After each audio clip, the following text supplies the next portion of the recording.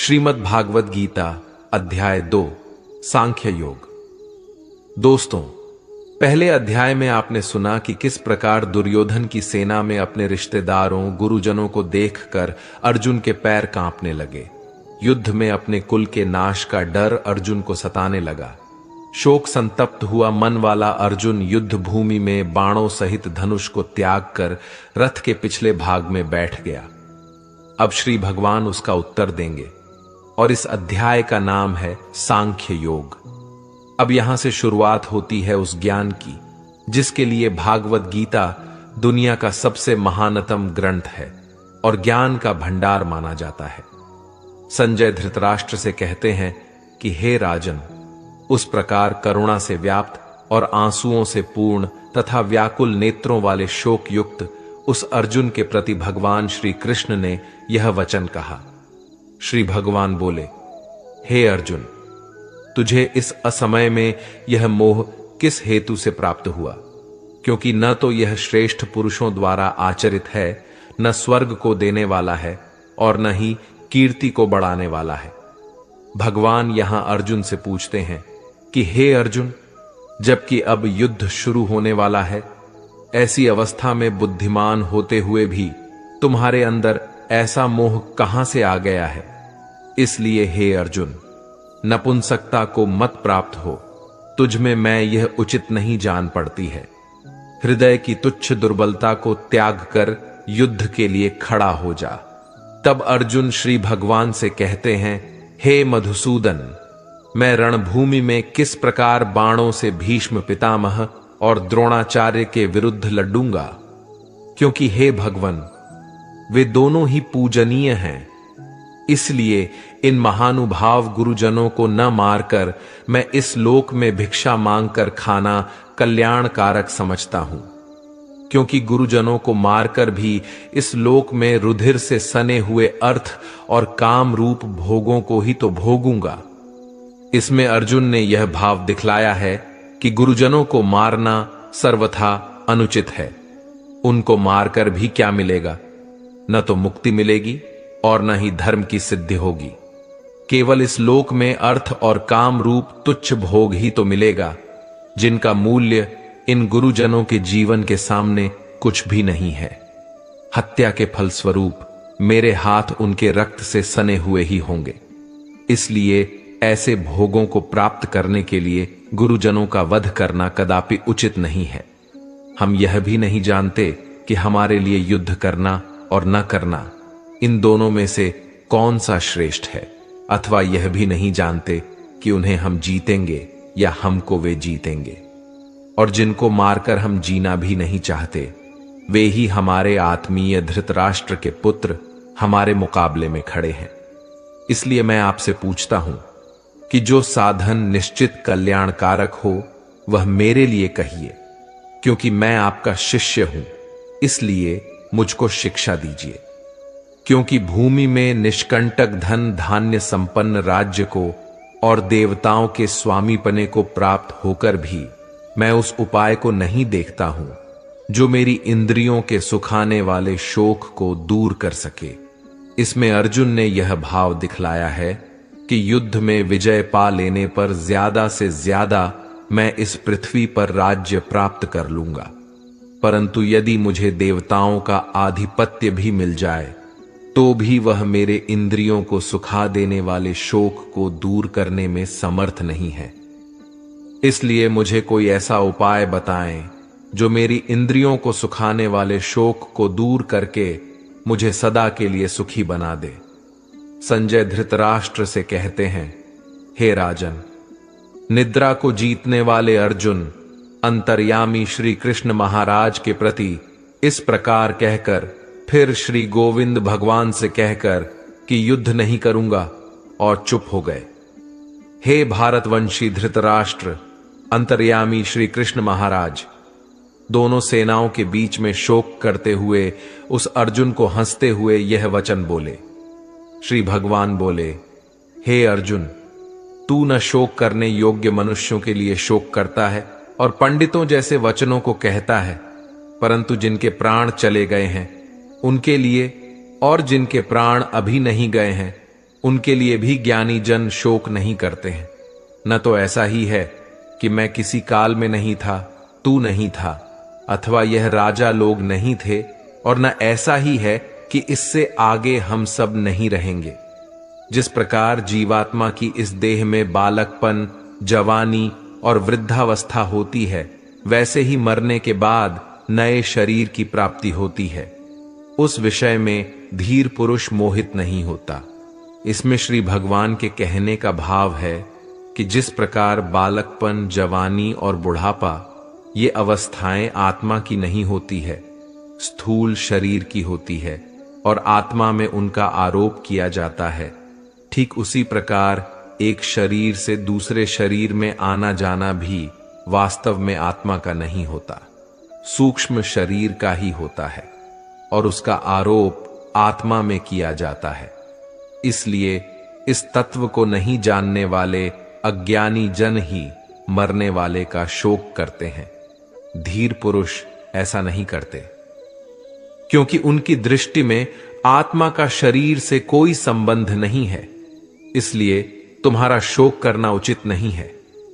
हे कुंती पुत्र, सर्दी, गर्मी और सुख दुख को देने वाले इंद्रिय और विषयों के संयोग तो उत्पत्ति विनाशशील और अनित्य है। इसलिए हे भारत, तो उनको सहन कर। इसमें श्री भगवान के कहने का भाव है कि सर्दी, गर्मी, सुख दुख ये सब इंद्रियों के विकार है। इसलिए उसे क्षणभंगुर और अनित्य समझ और शोक मत कर, क्योंकि हे पुरुष, श्रेष्ठ दुख सुख को समान समझने वाले जिस धीर पुरुष को यह इंद्रिय और विषयों के संयोग व्याकुल नहीं करते, वह मोक्ष के योग्य होता है। दोस्तों, हमारे जीवन में भी दुख आने पर हम दुखी हो जाते हैं, जबकि ज्ञानी पुरुष जानता है कि अगर दुख घर में प्रवेश किया है तो सुख भी जरूर दरवाजे पर ही खड़ा होगा। इसलिए जो मनुष्य किसी भी विषम परिस्थिति से व्याकुल नहीं होता, वैसा ज्ञानी मनुष्य परमात्मा की प्राप्ति का पात्र बन जाता है। असत वस्तुओं की सत्ता नहीं है और सत का अभाव नहीं है। इस प्रकार इन दोनों का ही तत्व ज्ञानी पुरुषों द्वारा देखा गया है। इसमें भगवान श्री कृष्ण का भाव है कि असत अर्थात शरीर इंद्रिय की कोई सत्ता यानी भाव नहीं है। इसलिए अपने स्वजनों के शरीर की नाश की आशंका से शोक करना अनुचित है। सत का भाव यहां परमात्मा से है। परमात्मा सर्वव्यापी है, अखंड और निर्विकार है। इसलिए यदि तुम आत्म रूप से अपने स्वजनों के नाश की आशंका करके शोक करते हो, तो भी तुम्हारा शोक करना उचित नहीं है। नाश रहित तो तू उसको जान जिससे यह संपूर्ण जगत दृश्य वर्ग व्याप्त है। इस अविनाशी का विनाश करने में कोई भी सामर्थ्य नहीं है। श्री भगवान कहते हैं, परमात्मा का कोई भी नाश नहीं कर सकता, इसीलिए परमात्मा ही सत है। उस नाश रहित, अप्रमेय, नित्य स्वरूप जीवात्मा के ये सब शरीर नाशवान कहे गए हैं। इसलिए हे भारतवंशी अर्जुन, तू युद्ध कर। यहां श्री कृष्ण का भाव है कि जब यह बात सिद्ध हो चुकी है कि शरीर नाशवान है, उनका नाश अनिवार्य है और आत्मा नित्य है, उसका कभी नाश नहीं होता, तो युद्ध करने में शोक का कोई कारण ही नहीं है। जो इस आत्मा को मारने वाला समझता है तथा जो इसको मरा मानता है, वे दोनों ही नहीं जानते, क्योंकि यह आत्मा वास्तव में न तो किसी को मारता है और न किसी के द्वारा मारा जाता है। यहां भगवान का भाव है कि स्थूल शरीर से सूक्ष्म शरीर के वियोग को मरना कहते हैं, इसलिए मरने वाला स्थूल शरीर है। इसी तरह स्थूल शरीर की क्रिया से किसी दूसरे स्थूल शरीर के प्राणों का वियोग होता है, उसे मारने वाला कहते हैं। इसलिए मारने वाला भी शरीर ही है, आत्मा नहीं है।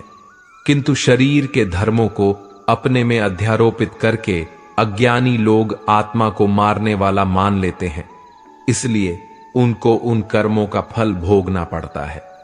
यह आत्मा किसी काल में भी न तो जन्मता है और न मरता ही है, तथा न यह उत्पन्न होकर फिर होने वाला ही है, क्योंकि यह अजन्मा, नित्य, सनातन और पुरातन है। शरीर के मारे जाने पर भी यह नहीं मारा जाता। हे पृथापुत्र अर्जुन, जो पुरुष इस आत्मा को नाश रहित, नित्य, अजन्मा और अव्यय जानता है, वह पुरुष कैसे किसको मरवाता है और कैसे किसको मारता है। यहां श्री भगवान का भाव है कि स्थूल शरीर द्वारा किसी को मारना या मरवाना यह आत्मा का काम नहीं है। इसलिए किसी के लिए भी किसी प्रकार का शोक करना उचित नहीं है। जैसे मनुष्य पुराने वस्त्रों को त्याग कर दूसरे नए वस्त्रों को ग्रहण करता है, वैसे ही जीवात्मा पुराने शरीरों को त्याग कर दूसरे नए शरीरों को प्राप्त होता है। इस आत्मा को शस्त्र नहीं काट सकते, इसको आग नहीं जला सकती, इसको जल गीला नहीं कर सकता और वायु इसे सुखा नहीं सकती है। यह आत्मा नित्य, सर्वव्यापी, अचल, स्थिर रहने वाला और सनातन है। यह आत्मा अव्यक्त है, अर्थात आत्मा किसी भी इंद्रिय के द्वारा जाना नहीं जा सकता है। यह आत्मा अचिंत्य है, अर्थात आत्मा मन का भी विषय नहीं है। यह आत्मा विकार रहित कहा जाता है। इसलिए हे अर्जुन, इस आत्मा को उपर्युक्त प्रकार से जानकर तू शोक करने योग्य नहीं है, अर्थात तुझे शोक करना उचित नहीं है। किंतु यदि तू इस आत्मा को सदा जन्म लेने वाला तथा सदा मरने वाला मानता है, तो भी हे महाबाहो, तू इस प्रकार शोक करने के योग्य नहीं है। क्योंकि इस मान्यता के अनुसार जन्मे हुए की मृत्यु निश्चित है और मरे हुए का जन्म निश्चित है। इससे भी इस बिना उपाय वाले विषय में तू शोक करने के योग्य नहीं है। हे अर्जुन, संपूर्ण प्राणी जन्म से पहले अप्रकट थे और मरने के बाद भी अप्रकट हो जाने वाले हैं। केवल बीच में ही प्रकट है। फिर ऐसी स्थिति में क्या शोक करना है। कोई एक महापुरुष ही इस आत्मा को आश्चर्य की भांति देखता है, वैसा ही दूसरा कोई महापुरुष ही इसके तत्व का आश्चर्य की भांति वर्णन करता है, तथा दूसरा कोई अधिकारी पुरुष ही इसे आश्चर्य की भांति सुनता है, और कोई कोई तो सुनकर भी इसको नहीं जानता। यहां श्री भगवान का भाव है कि आत्मा आश्चर्यमय है, इसलिए उसे देखने वाला संसार में कोई विरला ही होता है और वह उसे आश्चर्य की भांति देखता है। जो महापुरुष परमात्मा को जानने वाले हैं, जो संपूर्ण वेदों और शास्त्रों के झाता है, वे ही आत्मा का वर्णन कर सकते हैं और उनका वर्णन करना भी आश्चर्य की भांति होता है। इस आत्मा के वर्णन को सुनने वाला सदाचारी आस्तिक पुरुष भी कोई विरला होता है और उसका सुनना भी आश्चर्य की भांति होता है। हे अर्जुन, यह आत्मा सबके शरीरों में सदा ही आबादियां हैं, इसका कभी नाश नहीं हो सकता। इस कारण संपूर्ण प्राणियों के लिए तू शोक करने के योग्य नहीं है, तथा अपने धर्म को देखकर भी तू शोक करने के योग्य नहीं है, अर्थात तुझे भय नहीं करना चाहिए।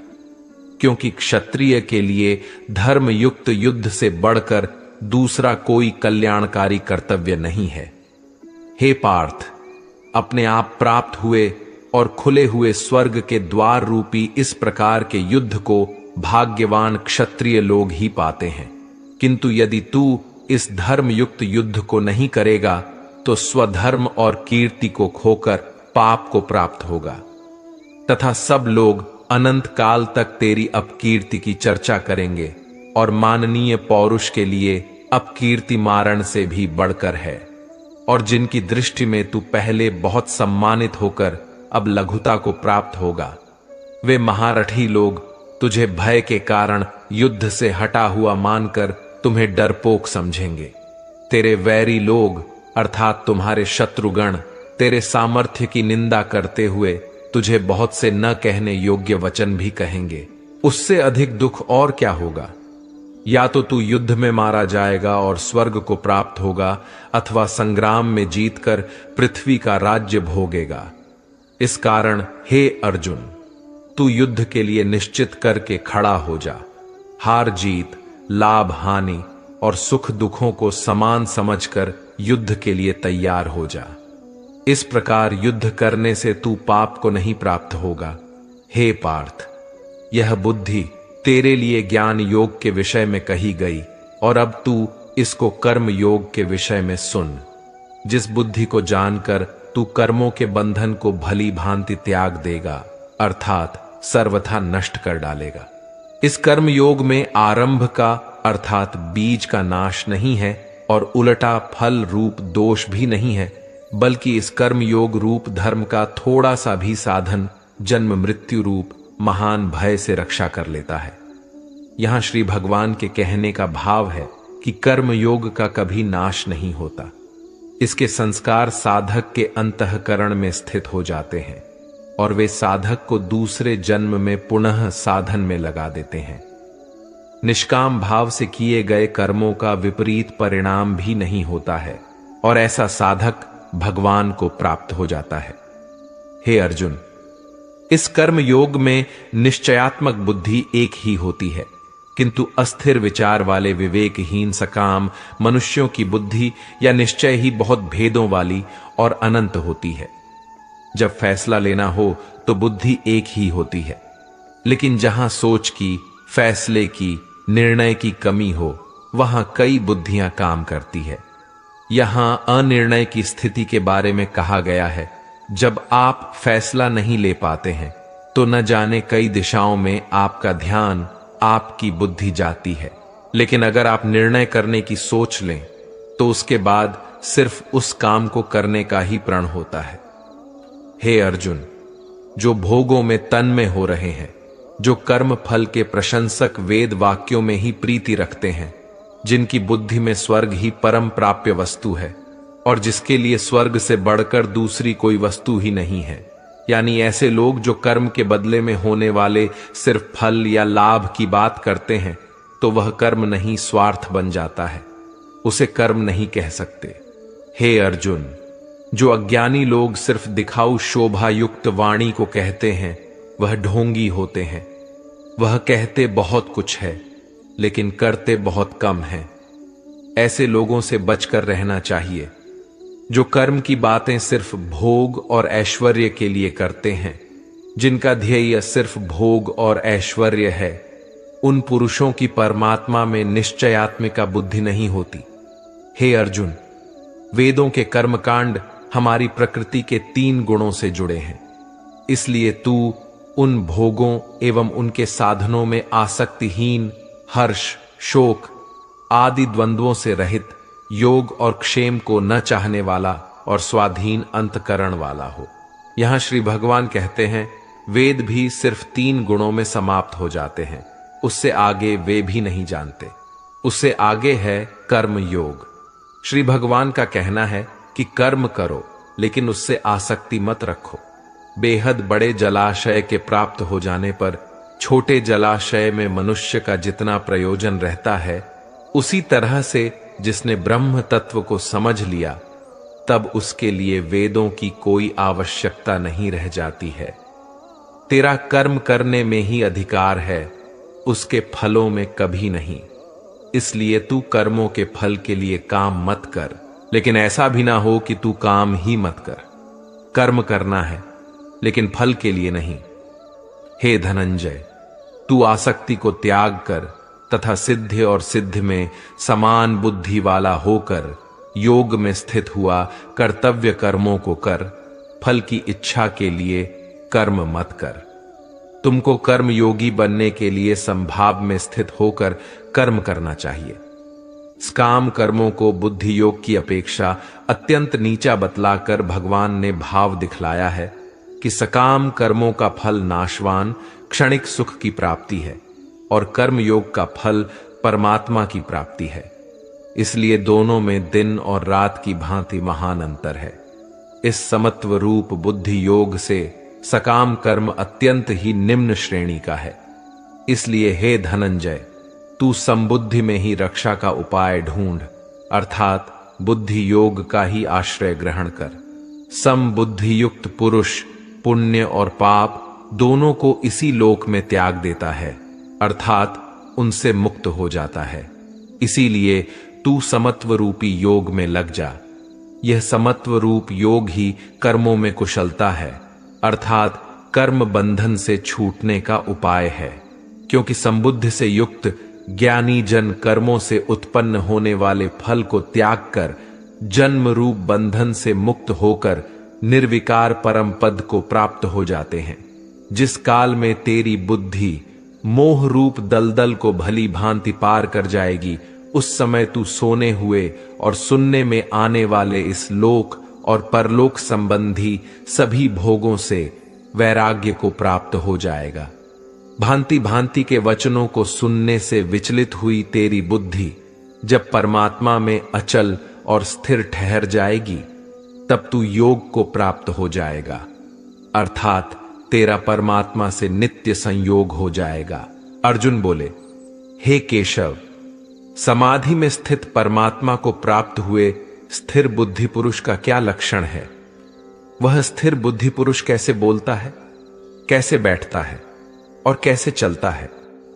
श्री भगवान बोले, हे अर्जुन, जिस काल में यह पुरुष मन में स्थित संपूर्ण कामनाओं को भली भांति त्याग देता है और आत्मा से आत्मा में ही संतुष्ट रहता है, उस काल में वो स्थित प्रज्ञ कहा जाता है। दुखों की प्राप्ति होने पर जिसके मन में उद्वेग नहीं होता, सुखों की प्राप्ति में जो सर्वथा स्पृहा रहित है तथा जिसके राग, भय और क्रोध नष्ट हो गए हैं, ऐसा मुनि स्थिर बुद्धि कहा जाता है। जो पुरुष सर्वत्र स्नेह रहित होकर शुभ या अशुभ वस्तुओं को प्राप्त होकर न प्रसन्न होता है और न द्वेष करता है, उसकी बुद्धि स्थिर है। कछुआ सब ओर से अपने अनुभव को जैसे समेट लेता है, वैसे ही जब यह पुरुष इंद्रियों के विषयों से इंद्रियों को सब प्रकार से हटा लेता है, तब उसकी बुद्धि स्थिर है, ऐसा समझना चाहिए। इसीलिए साधक को चाहिए कि वह उन संपूर्ण इंद्रियों को वश में करके समाहित चित्त होकर मेरा ध्यान करे, क्योंकि जिस पुरुष की इंद्रियां वश में होती हैं, उसी की बुद्धि स्थिर हो जाती है। विषयों का चिंतन करने वाले पुरुष की उन विषयों में आसक्ति हो जाती है। आसक्ति से उन विषयों की कामना उत्पन्न होती है और कामना में विघ्न पड़ने से क्रोध उत्पन्न होता है। क्रोध से भ्रम पैदा होता है। स्मृति में भ्रम हो जाने से बुद्धि का नाश हो जाता है और बुद्धि का नाश हो जाने से उस पुरुष का पतन हो जाता है। जिस प्रकार हवा के झोंके नाव को भटका देती है, ठीक उसी प्रकार मनुष्य की इंद्रियां उसकी बुद्धि को भटका देती हैं। इसलिए हे महाबाहो, जिस पुरुष की इंद्रियां उसके वश में होती हैं, उसी की बुद्धि स्थिर है। भगवान श्री कृष्ण कहते हैं, जिस प्रकार समुद्र की स्थिति अचल है, भारी से भारी आंधी तूफान आने पर या अनेक नदियों के जल प्रवाह उसमें प्रविष्ट होने पर भी वह अपनी स्थिति से विचलित नहीं होता, मर्यादा का त्याग नहीं करता, उसी प्रकार परमात्मा के स्वरूप में स्थित योगी की स्थिति भी सर्वथा अचल होती है। बड़े से बड़े सांसारिक सुख दुखों का सहयोग वियोग होने पर भी उसकी स्थिति में जरा भी अंतर नहीं पड़ता। वह योगी परमात्मा में नित्य, निरंतर, अटल और एक रस स्थित रहता है। जो मनुष्य संपूर्ण कामनाओं को त्याग कर ममता रहित, अहंकार रहित और स्पृहा रहित होकर विचरण करता है, वही मनुष्य शांति को प्राप्त कर पाता है। हे पार्थ, यह आध्यात्मिक जीवन का पथ है, अर्थात ब्रह्मा की प्राप्ति का पथ है, जिसे प्राप्त करके मनुष्य कभी मोहित नहीं होता है। यदि कोई जीवन के अंतिम समय में भी इस पथ पर स्थित हो जाता है, तब भी वह मेरे परम धाम को प्राप्त होता। इस प्रकार उपनिषद, ब्रह्म विद्या तथा योग शास्त्र रूप श्रीमद् भागवत गीता के श्री कृष्ण अर्जुन संवाद में सांख्य योग नाम का दूसरा अध्याय संपूर्ण हुआ है।